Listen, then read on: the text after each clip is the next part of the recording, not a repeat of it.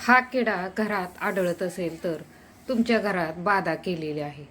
आपल्या जवळपास असे अनेक लोक असतात, त्यांना आपलं हसणं, खेळणं, बागडणं, सुखात राहणं, प्रगती करणं रुचत नाही, आवडत नाही. अशी लोक तोंडावर तर काही बोलत नाहीत, पण पाठीमागे काहीतरी करणी बाधा, काळी जादू, तंत्रविद्या असे अनेक प्रकार करवतात की ज्यामुळे आपल्या घरात अचानक आजारपण वाढणं, लहान मुलं किरकिर करणं, आपला जो उद्योग व्यवसाय आहे तो अचानक मंदावणे, म्हणजे धंद्यात पैसे अचानक कमी यायला लागतात आणि कधी कधी तर ते पूर्ण बंद होऊन जातात. तुम्ही जो काही व्यवसाय करतात त्यातून येणारा पैसा थांबतो, त्यामुळे मग घरात वादविवाद होऊ लागतात. जे तुम्ही सुखामध्ये पती पत्नी असेल, आनंदाने एकमेकासोबत राहत होता, आता तुमच्यामध्ये वितुष्टपणा येऊ लागला आहे. लहान सहान कारणाने तुम्ही भांडू लागला आहात. तुमचं घर मोडकळीस येऊ लागलं आहे, बरबाद होऊ लागलं आहे.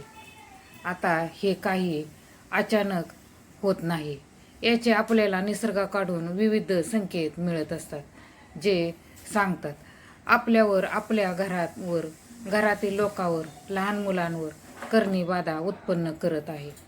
आणि हा संकेत देण्याचा निसर्ग नेहमी प्रयत्न करतो. आता हे संकेत समजून घ्यायचे की नाही हे आपल्यावरती आहे. त्यातील 2 संकेत आपण पाहणार आहोत. आणि असे संकेत जर तुम्हाला मिळाले तर तुम्हाला जाणवू लागेल आहे की हो, कोणीतरी काहीतरी केलेले आहे.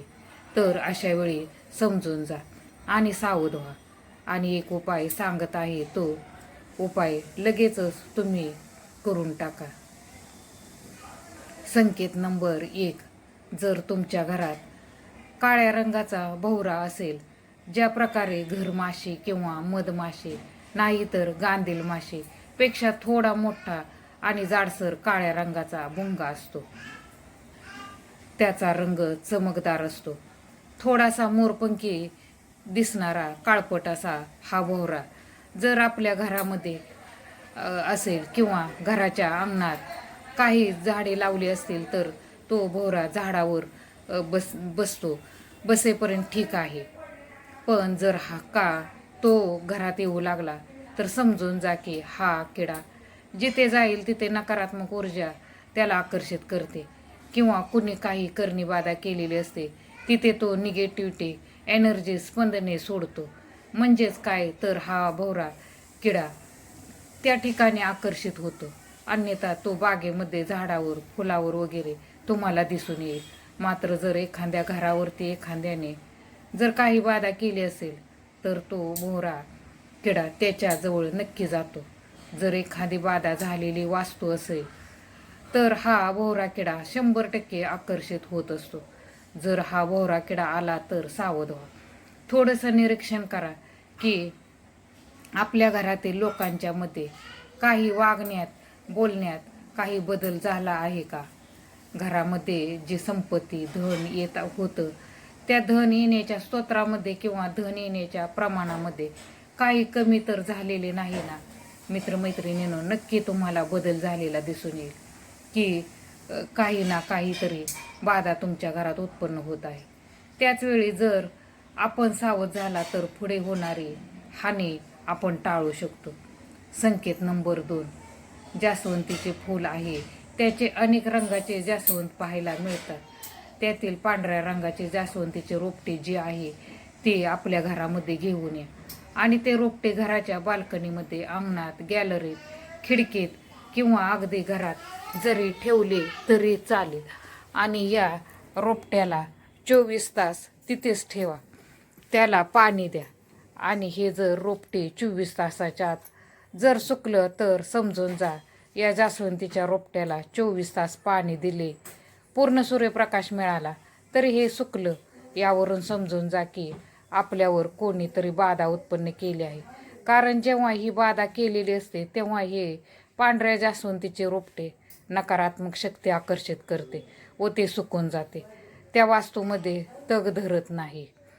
आणि तिसरी गोष्ट म्हणजे जर एखाद्याला जीवनातूनच पूर्ण उठवायचे धरलेले असते, त्यांच्यावर तांत्रिक बाधा केलेली असते, तर लक्षात घ्या की तुम्ही तुमच्या तुळशीला रोज पाणी घालता, रोज पूजा करता, तरीसुद्धा ती तुळस सुकू लागलेली असते.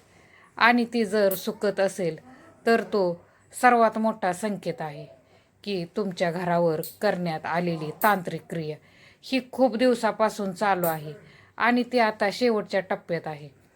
खूप मोठं संकट येण्यापूर्वी तुळस आपल्याला संकेत देत असते.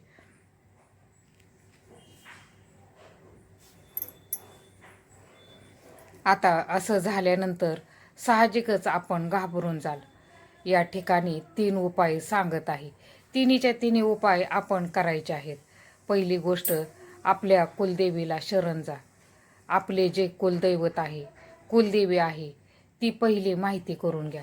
त्यांना शरण जा, त्यांच्याकडे गाराने मांडा, प्रार्थना करा. दुसरी गोष्ट म्हणजे तुमचे जे गुरु असतील किंवा तुमची ज्या देवावर श्रद्धा आहे, निष्ठा आहे, त्यांना गाराने घाला आणि तुमची जी अडचण आहे ते तुम्ही सांगू शकता. आणि तिसरी गोष्ट आपण स्वतः करायची आहे ती म्हणजे मार्केटमध्ये तुम्हाला पिवळी मोहरी मिळेल. ती पिवळी मोहरी साधारणपणे मुठभर किंवा 2 मूठ घ्या. एखाद्या मातीच्या भांड्यामध्ये आणि भीमसेन कापूर घ्या. तोही धार्मिक दुकानात मिळतो. हा शुद्ध कापूर मानला जातो.